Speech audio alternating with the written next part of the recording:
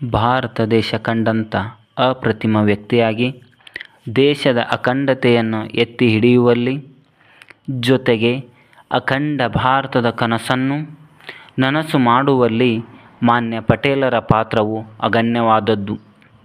ಒಕ್ಕೂಟ ಎಂದರೆ ಮೊದಲಿಗೆ ನೆನಪಿಗೆ ಬರುವ ಏಕೈಕ ವ್ಯಕ್ತಿಯೇ ಗುಜರಾತ್ ರಾಜ್ಯದ ನಾಡಿಯಾಡ್ ಹಳ್ಳಿಯಲ್ಲಿ ಜನಿಸಿರುವಂತಹ ದೇಶದ ಜ್ವಾಲೆಯೇ ವಲ್ಲಭಭಾಯಿ ಝವೇರಿಭಾಯಿ ಪಟೇಲರು. ಇವರು ಅಕ್ಟೋಬರ್ 31, 1887ರಲ್ಲಿ ಜನಿಸಿದರು.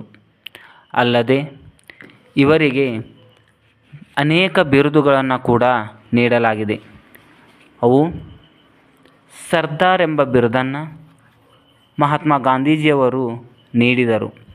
ಭಾರತದ ಬಿಸ್ಮಾರ್ಕ್, ಭಾರತದ ಉಕ್ಕಿನ ಮನುಷ್ಯ ಎಂದೇ ಇವರು ಖ್ಯಾತರಾಗಿದ್ದಾರೆ. ಅಲ್ಲದೆ ಇವರು ಇಂಗ್ಲೆಂಡ್ ಟೆಂಪಲ್ ಕಾಲೇಜಿನಲ್ಲಿ ಕಾನೂನು ಪದವಿ ಪಡೆದರು. ಭಾರತಕ್ಕೆ ಹಿಂದಿರುಗಿ ಅಹಮದಾಬಾದ್ನಲ್ಲಿ ವಕೀಲ ವೃತ್ತಿಯನ್ನು ಕೂಡ ಪ್ರಾರಂಭ ಮಾಡುತ್ತಾರೆ.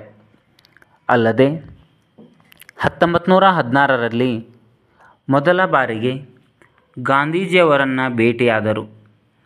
ಮುಂದೆ 1918ರಲ್ಲಿ ಖೇಡಾ ರೈತ ಸತ್ಯಾಗ್ರಹದಲ್ಲಿ ಸಕ್ರಿಯವಾಗಿ ಭಾಗವಹಿಸಿದರು. ಇವರ ಈ ಹೋರಾಟದಿಂದಾಗಿ ಗಾಂಧೀಜಿಯವರ ನಿಕಟ ಸಂಪರ್ಕಕ್ಕೆ ಕೂಡ ಬರುತ್ತಾರೆ.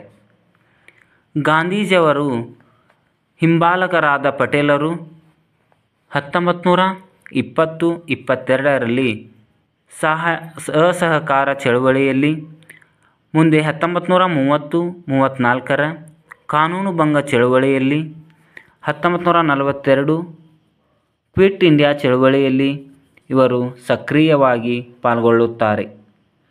ಮುಂದೆ ಗಾಂಧೀಜಿಯವರಿಗೆ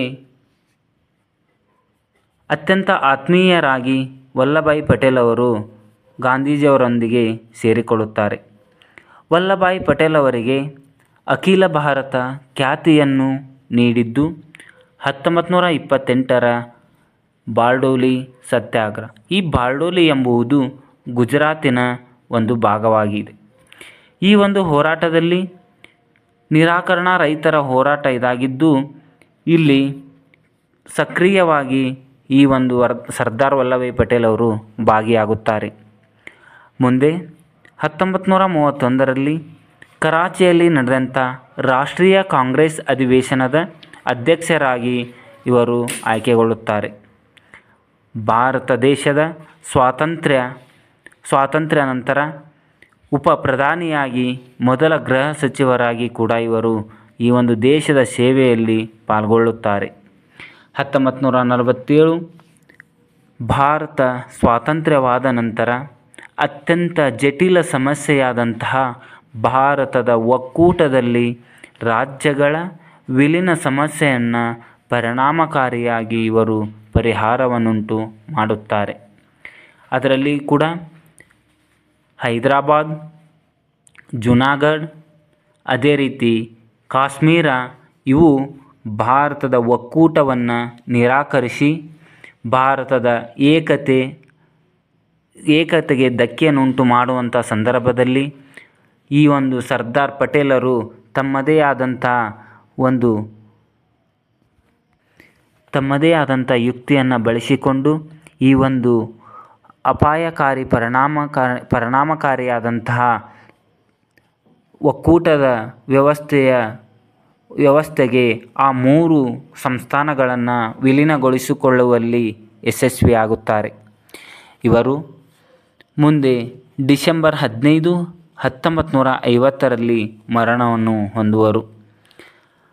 ಅಕ್ಟೋಬರ್ 31ರಂದು ಜನಿಸಿದ ಇವರ ಒಂದು ಜನ್ಮ ದಿನವನ್ನು ರಾಷ್ಟ್ರೀಯ ಏಕತಾ ದಿನವಾಗಿ ಆಚರಿಸಲಾಗುತ್ತದೆ.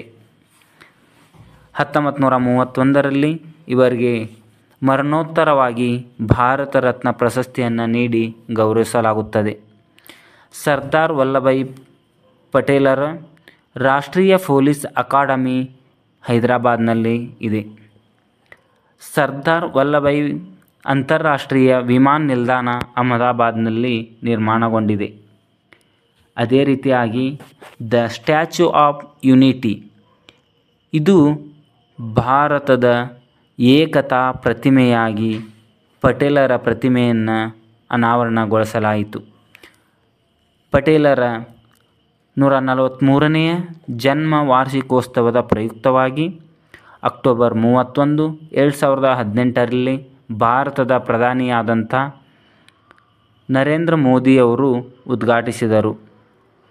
ಈ ಪ್ರತಿಮೆಯನ್ನು ರಾಮ್ ವಂಜಿ ಸುತಾರಾಮ್ ಮಹಾರಾಷ್ಟ್ರದವರು, ಈ ಭಾರತೀಯರಾದ ಇವರು ಈ ಒಂದು ಪ್ರತಿಮೆಯ ವಿನ್ಯಾಸವನ್ನು ಗೊಳಿಸುತ್ತಾರೆ. ಈ ಪ್ರತಿಮೆ ಗುಜರಾತಿನ ನರ್ಮದಾ ಜಿಲ್ಲೆಯ ಸಾಧುಬೆಟ್ ಎಂಬ ದ್ವೀಪದಲ್ಲಿ ಕಂಡುಬರುತ್ತದೆ. ಈ ಪ್ರತಿಮೆ 597 ಅಡಿ ಎತ್ತರವಿದ್ದು ಜಗತ್ತಿನಲ್ಲೇ ಅತ್ಯಂತ ಎತ್ತರವಾದ ಮತ್ತು ಅತ್ಯಂತ ಬಲಿಷ್ಠವಾದಂಥ ಪ್ರತಿಮೆಗಳಲ್ಲಿ ಭಾರತದ ಸರ್ದಾರ್ ವಲ್ಲಭಾಯ್ ಪಟೇಲ್ ಅವರ ಈ ಒಂದು ಪ್ರತಿಮೆ ಮೊದಲ ಸ್ಥಾನದಲ್ಲಿ ನಿಲ್ಲುತ್ತದೆ.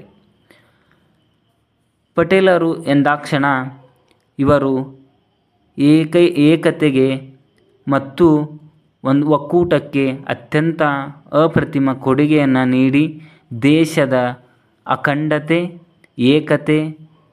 ಏಕತೆಯಲ್ಲಿ ಇವರು ಉತ್ತಮ ಏಕತೆಯನ್ನು ಸಾರಿದ್ದಾರೆ.